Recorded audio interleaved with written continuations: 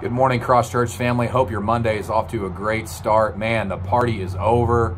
Thanksgiving is behind us. Now we're back to the nitty-gritty, just the grind of working. And I know that a lot of you were gone and with family and friends over the last week or so. And I hope you're all safe and sound and ready to get the week started. And I'm just going to tell you a couple stories, read a little bit of scripture, and get us off on the right foot this morning. But one thing we did mention in our meeting yesterday with our leadership and our elders was that this is just a tough time of year for so many of you. Just so much loss that is just comes to the forefront of your mind. And we just had a tough year as a church family, and with loss and sickness. And we know, and we are very empathetic and sympathetic with all that so many of you went through. And we are here for you. And if you need anything, let us know. We're going to help you get through this tough season. And we continue to lift those up that are just still struggling with loss and sickness. And we love each and every one of you. And we are here for you as a church family. So don't forget that. Do not do this alone. We are here for you. One thing I want to talk about today is just something very simple, something that I taught and tried to really hammer home with my football team this last year. And there's a scripture and we'll read the whole scripture later on, but it's in 2 Thessalonians chapter 3, and it just basically says, and Paul's telling the church, he's like, if you don't work, you're not going to eat. And we talked about this scripture as a football team, and basically just trying to dumb it down for them, saying, talk is cheap, right? You can talk about working, you can dream about working, but if you don't work, you're not going to eat. And this doesn't just have to, apply to just food consumption. It can apply to anything. And one of the things that I tried to tell them, so much was that, your grades, if you want good grades, you cannot just not work. You've got to put in the work. You've got to turn your work in. If you want to get in shape, you've got to put the work in. You can't just, everybody wants to be in shape on the football field. I mean, that's what we want, but you're not going to be in shape if you don't put the work in.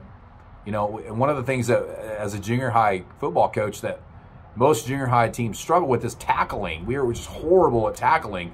And one of the reasons that we're horrible at tackling is because the kids hate tackling at practice. They hate it. But we have to do it because it teaches them the proper way to do it. But they hate it, and a lot of them don't want to do it. And when we play the game on, Tuesday nights, it shows. The kids that don't want to tackle at practice are horrible in the game. Yeah, they want to be good tacklers, right? But they're not going to be good tacklers if they don't put in the work.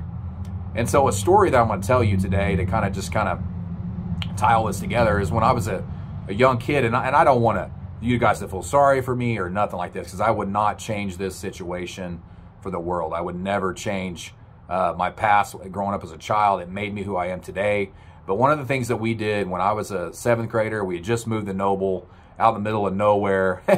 And one of the things that my stepdad did to help make things, ends meet and put food on the table and all those good things was we cut firewood.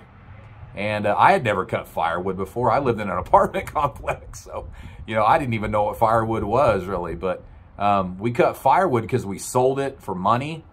So we would cut all this firewood up and we'd sell it by the rick, and we would oftentimes not get what we wanted for it, but we sold it because we needed the money.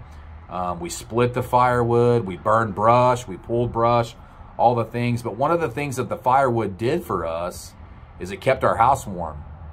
And we didn't have central heat and air. We had a wood stove in the middle of the living room, and you had to pump that thing full of firewood to keep the house warm.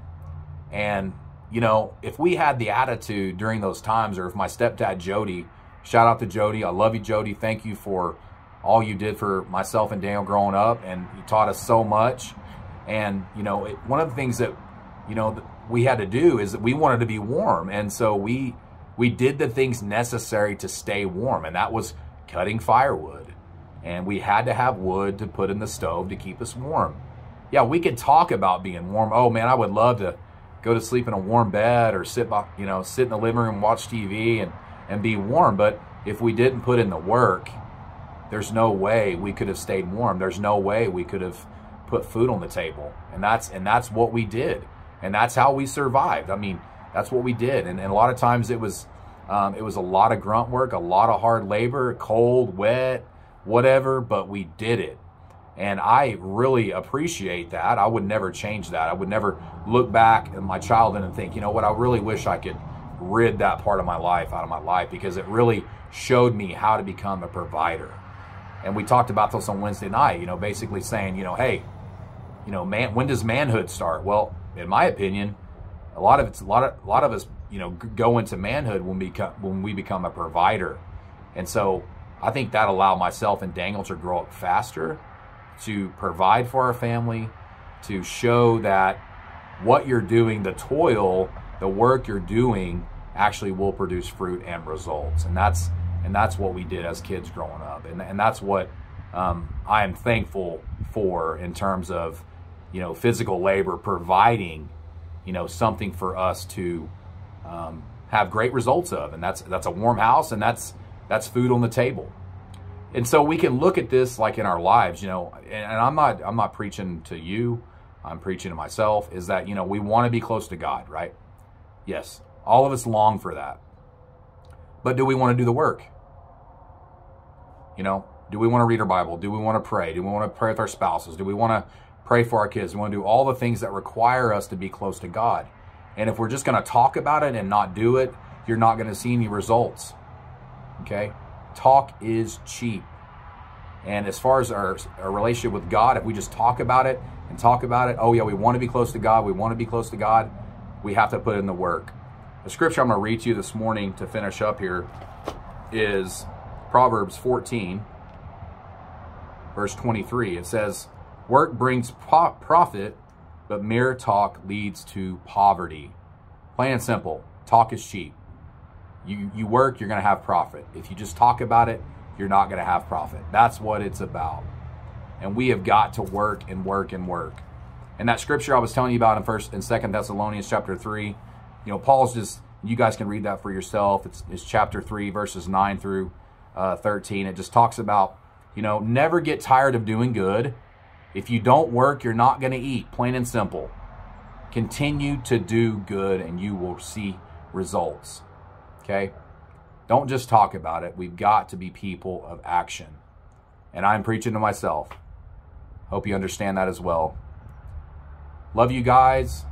Let's get to work. Let's see results. Let's do the right things, and we'll keep seeing the right results in our lives. Love you guys. Take care. Have a blessed week.